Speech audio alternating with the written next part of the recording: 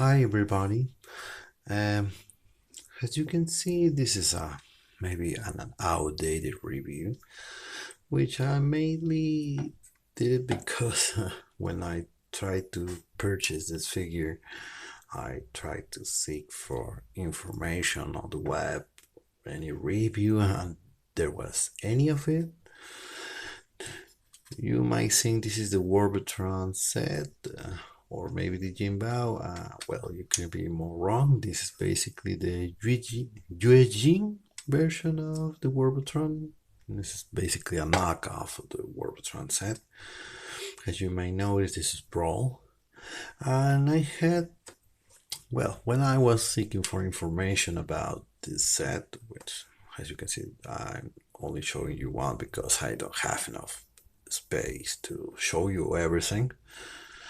Well, the comments were all very bad, that it was garbage, it was too simplified, and it wasn't really worth. Especially if you compared it with the Jinbao version, or even the Machine Boy, with all his really colorful figures. And this just arrived me today. I can say it isn't as bad as everybody says, because everybody said on the forums that hey, it's really bad, it doesn't can't hold a pose, it's flimsy, but it's not. For the price, it really isn't that bad. Of course, this is not masterpiece. This is not a masterpiece. It never intended to be a masterpiece. Not even the Jin Bao intended to be a masterpiece, to be fair. The original Warbotron tried to be his own interpretation of Bruticus, and it's okay for what it is. And I think this one nails it. It has diecast. The chest is diecast as far as I can tell. The turret has diecast, and it has a really good weight, which it really surprised me because I was hoping for a really cheap plastic, to say something. And sorry if English isn't my primary language. I'm from Peru. But anyway, there is some simplifications, I can say. As you can see, the hands doesn't open and close has the Warbotron original set or the Jinbao. This articulation, it basically to me has the same movement. The joints, maybe because of the diecast, tend to lean a little forward, but doesn't lock that great. But it isn't something really that annoying.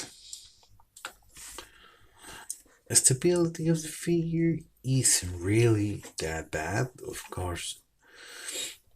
For the people, I have the Jinbao set. Right now I have them in Bruticus mode, so I'm not going to separate them. But for the people that has him, you know that this is basically one of the most difficult figures to pose because it has a huge backpack. It's way too big for what it is. But with some patience, you can get some poses out of this guy. You know? And it was a nice surprise to me that some of his joints are really stiff. It's not wobbly, as you can see.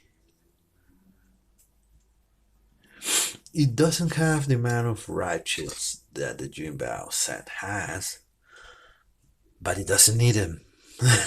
That's And the people who really knows me might say, okay, Manuel is getting a bit crazy around here because I'm a real fan for ratchets. But this guy doesn't really need them. He can hold a pose by his own, eh, with some work, of course. And it's in a good price range. Maybe the Onslaught might be a little pricey because it came with more accessories. To me, it's a good set. It might be even used for some customs, and it's just really good. I just I just happened this guy. I just got it today, and I'm really surprised that his quality is not as bad as everybody said. And I really recommend you to get one of these guys if you find him in a good price range, because to some people the Warbotron aesthetics is a little outdated. You know, if you make the question 2 years ago, which is the best Bruticus for a shelf? Everybody will have said Jimbao is your masterpiece. Bruticus was the biggest, but since last year we had Seda, okay, that it just took him out. But so fast really don't mind that much for the G1 accurate aesthetics, and we basically are not so picky as collectors. I'm a collector of MP lines and third parties, and I can say this guy looks really good next to other pieces. I will try to put you by example, as you can see. Here's next to Brawl, Masterpiece Brawl. You can see it's basically cardboard size, which is a really good size if you want some shelf fillers. I think is a term that is often used. If you can afford the Jimbao, of course, if you have the means, I will highly recommend to get the Jimbao set. Taking into consideration that you don't have $400 to pay for the SETA. If you have the meanings, okay, pay the SETA. SETA is a big combiner. To me, for a combiner mode, considering all, I'm a Jimbao guy. I have the Devastator, their Predaking, and their Prodigus. That's the scale I want. 4 combiners. But this little fellow, as you can see, it fits well with carbons. And as you can see, most of the MP line are basically carbons. you you can arguably say that, okay, here, well, okay, well, I'm going to do another comparison just to show you what I'm trying to say. Here's next to Ironhide. You might say, oh, okay, he's too short. But that is if we force the situation. If we force it, okay, they will look out of place because they might look too short. But again, against a cardboard, they seem to be okay. Or you might want to put them next to a shock line. If you put them on that situation, they may look fantastic. Now you may say, okay, Haver did his own Bruticus, which is supposed to be the shock line, but anybody who has them, knows they are way too small. Yeah. On a shock line, combiners doesn't work. And the prices for a Bruticus Hasbro or Takara, really, they are too much for what they are. They can be found easily. Uh, Well, at least here in this country, they can't. There are some options, of course. There is a KO from the CBB line, which they are a good product, but if you put me to choose between this guy and a combiner wars, even a combiner wars, I'm not going into the KO of that line. If you make me choose and you put them both on almost the same price range, I will definitely recommend go for this. This is a good purchase. As you can see, there is not many holes. It's not overly simplified.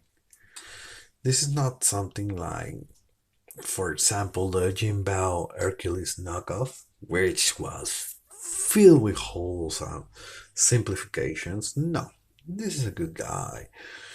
It's good engineering, it's good aesthetic, it's a good product. Of course, if you have a spare $40 or $50 more, you're able to get the Jimbao at a good price, do it. It's a good product, it's a good scale, it's basically max MP36 height. Well, I once put them next to MP13 and they scale marvelously. But it's just if you want a more high-end product. But of course, I would still recommend the Jimbao only for the combiner mode. And here's also something which, by example, I want to show you. The people that knows the Warbotron set and the Jimbao set, they know this is a crucial part of the combiner. The hits basically define all the movement of the combiner, all the stability. Jimbao made a hell of a good work about that. They put very strong ratchets in this part, and this guy has them almost on friction.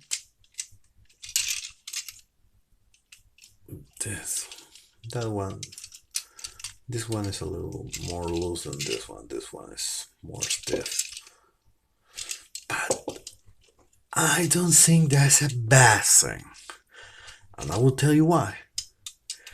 When Jimbao made this on super strong ratchets, it made the movement more blocking. Let's say that this is the first ratchet, this one. It makes them being a little bit forced. But being this almost friction, it allows him to have more freedom of movement. Maybe tying this screw will make him a little better, this joint, but it really doesn't need it because it's not a super heavy combiner, so stability shouldn't be a problem. The design of Bruticus, this guy has a leg, is really stable. You can see, and the fact that it has die cast, it makes him more stable because the weight helps him to get the stability in that joint. So the way that this was designed is okay. It's not the fact that it's simplified, because really the original Warbotron didn't have strong ratchets in this part. Something that they make better is also, as you can see, this part they put him on an inch. on the Jimbao set. This is a separate part, but that helps him to have more stability because this will make him this gives another point of locking between the onslaught and this part. Now I'm not going to make the review of every component, but I may say that for the price range, I'm fairly happy. And just okay, I'm going to put one more. This one is Swindle. Because you can see it's a good robot. It doesn't look bad, doesn't look out of place, doesn't look overly simplified. I think the Jinbao has another panel here, but come on, who really looks these guys from that perspective? I mean, we can be picky, but it doesn't really help us on anything to do it that way. And as you can see, because I'm making this video, is it can hold a decent pose.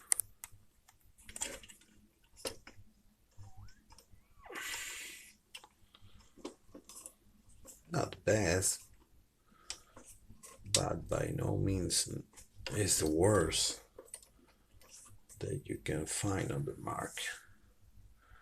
You can do that on a Hasbro. It's impossible. Right now I will be taking it out of the floor, So I just wanted to share that.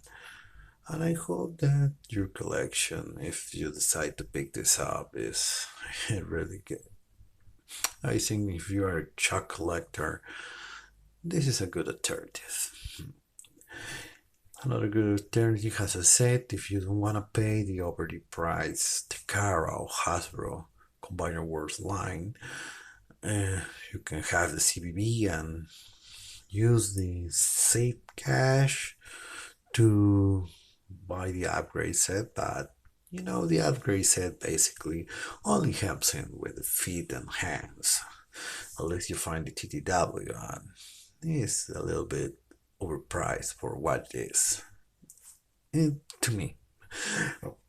And the joints, I don't know if they will be as strong to really hold that upgrade set. So well, this was my 2 cents about this, and I hope this was helpful for you. So see ya.